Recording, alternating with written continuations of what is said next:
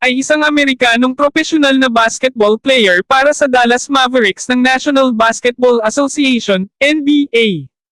Tinanghal siyang Rookie of the Year matapos mapili ng Cleveland Cavaliers na may unang overall pick noong 2011 NBA Draft.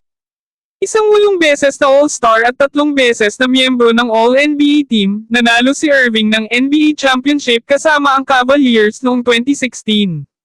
Siya ay malawak na itinuturing na isa sa mga pinakamahusay na humahawak ng bola sa lahat ng panahon.